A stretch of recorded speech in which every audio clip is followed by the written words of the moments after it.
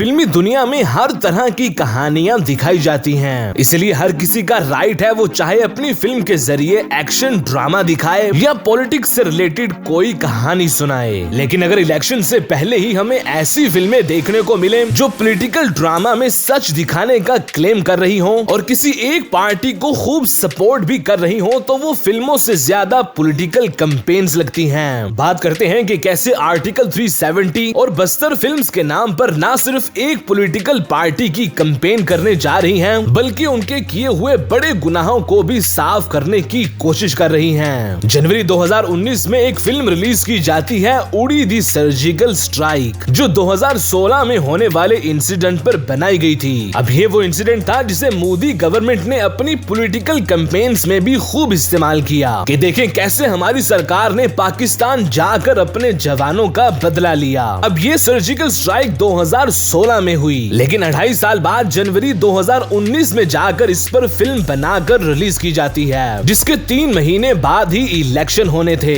इसलिए इसे फिल्म से ज्यादा बीजेपी के लिए कैंपेन समझा गया, क्योंकि इसने 2-2.5 साल पहले हुए वाकये को इलेक्शन से पहले दोबारा जिंदा किया, जिसे गवर्नमेंट की तरफ से भी सपोर्ट किया गया। और ये फिल्म विकी कौशल, यामी गौतम और फिल्म के डायरेक्टर की पहली ब्लॉकबस्टर बनकर सामने आई। बिल्कुल इसी तरह अब 2024 में भी होने जा रहा है। 2019 में बीजेपी की सरकार ने कश्मीर के स्पेशल स्टेटस वाले आर्टिकल 370 को खत्म कर दिया, जिसे उस वक्त की ओपोजिशन पार्टीज ने बिल्कुल सपोर्ट नहीं किया, बल्कि इसकी खूब मुखालफत की। यानी ये एक पॉलिटिकल मैटर था जिस पर सारी इंडिया की पार्टीज एक पेज पर नहीं थी। अब इस वाकये को तकरीबन 5 साल होने वाले हैं और एक दफा फिर उड़ी के डायरेक्टर ही फरवरी 2024 को इस पर भी फिल्म लेकर आ रहे हैं, जहां यामी गौतम अब मेन लीड के तौर पर नजर आएंगी, जबकि 2 महीनों बाद ही दोबारा इलेक्शंस भी होने वाले हैं। यानी 5 साल बाद इलेक्शन से पहले दोबारा इस फिल्म के जरिए उस पॉलिटिकल मैटर को जिंदा किया जा रहा है, जिसका फायदा बीजेपी को ही होगा, क्योंकि ये फिल्म आर्टिकल 370 को खत्म करने के हक में बनाई गई है, जहां सच और झूठ यानी फैक्ट्स एंड फिक्शन को मिलाकर एक इमोशनल कहानी सुनाई जाएगी। इसीलिए इसे अभी से ही बीजेपी की कैंपेन कहा जा रहा है, क्योंकि 2019 में तो चले ऐसे मैटर पर फिल्म बनाई गई थी जिस पर पॉलिटिकल पार्टीज एक पेज पर थीं, क्योंकि वो एक पॉलिटिकल मैटर नहीं था।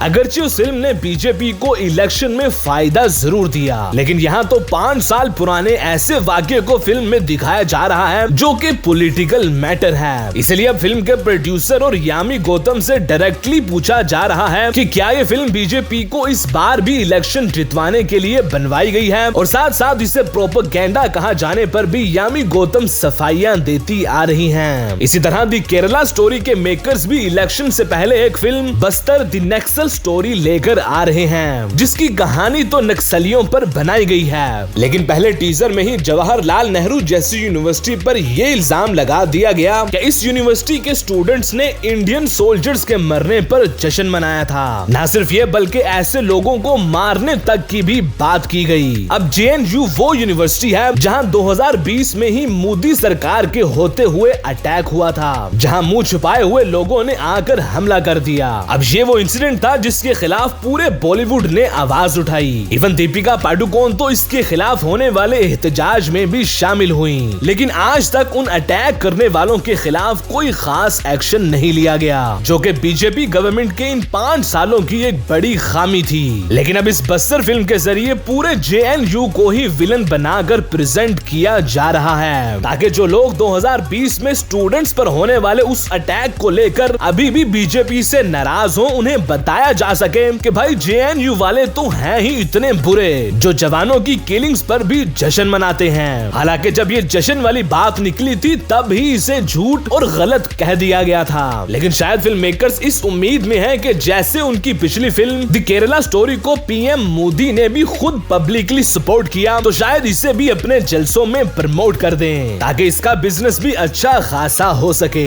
हालांकि वो स्टूडेंट्स जो ऑलरेडी अटैक फेस कर चुके हैं, इस फिल्म के जरिए उनके खिलाफ मजीद लोगों को भड़काया जा रहा है, इसलिए अभी से इस फिल्म के खिलाफ एहतजाज होना शुरू भी हो गए हैं। इसलिए आर्टिकल 370 जहां एक पॉलिटिकल मूव को पेट्रियटिज्म का नाम देकर बीजेपी के लिए कैंपेन कर रही है, वहीं दूसरी तरफ बस्तर जैसी फिल्म बीजेपी की खामियों पर पर्दा डालने के मिशन पर लगी हुई है, जो कि दोनों की दोनों अप्रैल 2024 में होने वाले इलेक्शन से पहले रिलीज हो रही हैं, जिन्हें फिल्में कहना झूठ से कम ना होगा।